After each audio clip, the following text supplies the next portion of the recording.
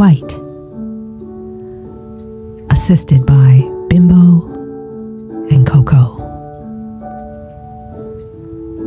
I'm so glad you could join me today. We're going to be reading Chapter 8, The 7 Little Dwarfs. If I can find it. Here we are. The 7 Little Dwarfs. Now, when the new king had been crowned with great pomp and ceremony, he asked Snow White to marry him and be his queen. And a right kingly feature he was, as he knelt at her feet, in his new robes, shining with gold and silver and diamonds, and begged for her hand. "Oh, I would marry you with all my heart," cried Snow White. "but I, too, am of royal blood. I cannot be married without my father's consent. Surely he's home from the wars by this time." Then the king provided Snow White with a knight in shining armor to escort her, and since he did not dare leave his kingdom because of his fear that the wicked usurper might try to seize power again, King Coco, of course, that was not really his name now, although Snow White still called him that when the two were alone, bade a sad farewell to his sweetheart and waved to her from the castle tower until she and Bimbo and her escort were out of sight.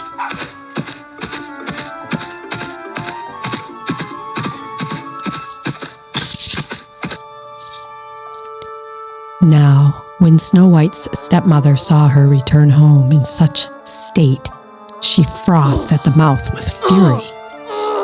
Her husband, the king, had not yet come home, but a messenger had arrived saying that he would return within the next fortnight.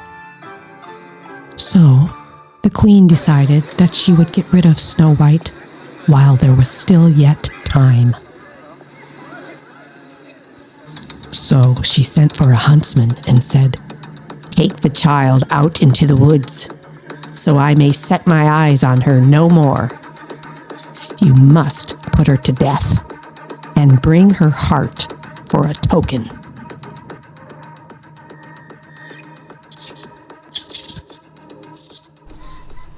The huntsman consented, for he knew that he would lose his own life if he did not, and led her away.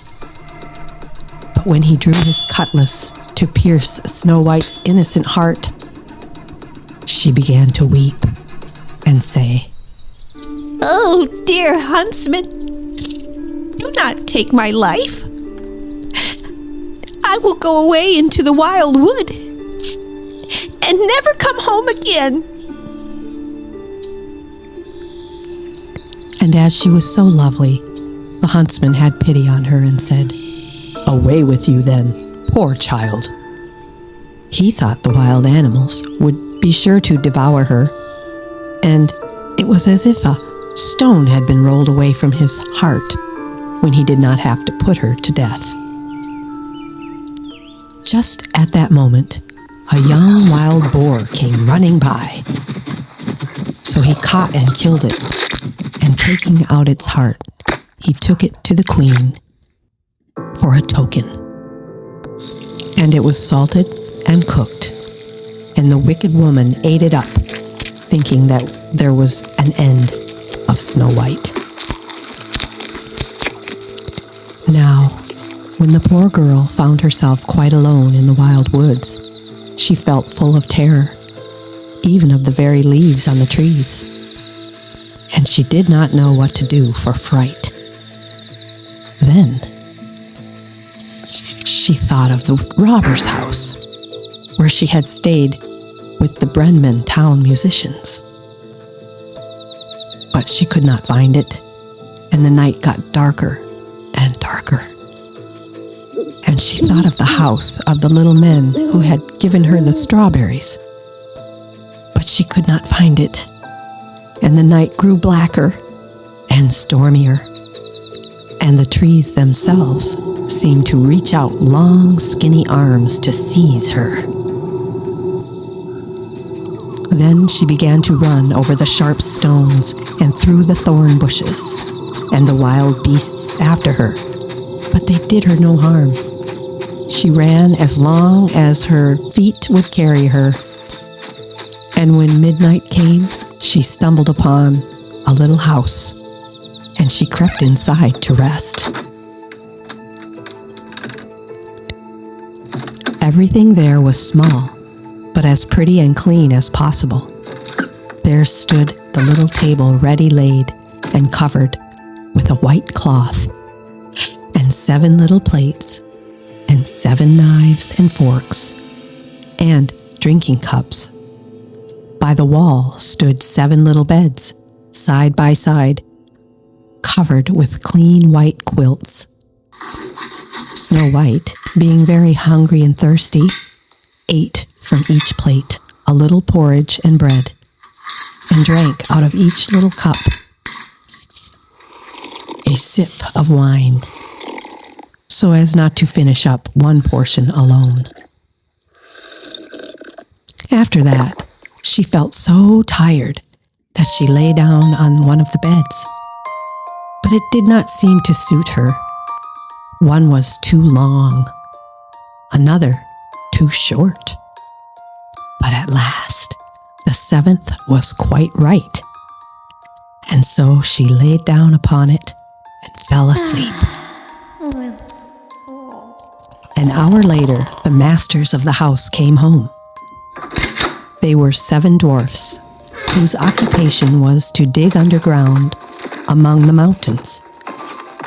When they had lighted their 7 candles, and it was quite light in the little house, they saw that someone must have been in, as everything was not in the same order in which they had left it. The first said, Who's been sitting in my little chair? The second one said, Who's been eating from my little plate? The third said, Who's been taking my little loaf? The fourth said, Who's been tasting my porridge? The fifth said, Who's been using my little fork? The sixth said, Who's been cutting with my little knife? The seventh said, Who's been drinking from my little cup? Then the first one, looking round, saw a hollow in his bed and cried, Who has been lying on my bed? And the others came running and cried, Someone has been on our beds too. But when the 7th looked at his bed, he saw little Snow White lying there asleep. Then he told the others, who came running up, crying out in their astonishment, and holding up their 7 little candles, to throw a more brilliant light upon Snow White. Oh, goodness! Oh, gracious! Cried they, What beautiful girl is this?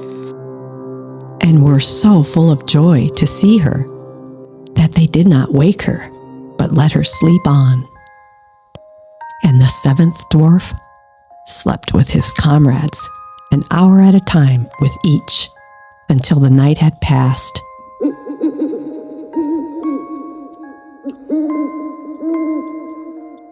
And that's the end of chapter 8. Won't you join me next time when we read chapter 9? The Queen is jealous. Oh boy. What's she gonna do?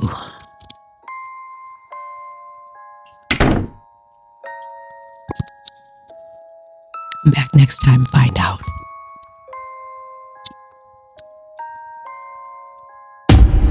Let the whole world sigh of pride. You're up high in the sky, up on top of a beanstalk, sweeping the clouds away.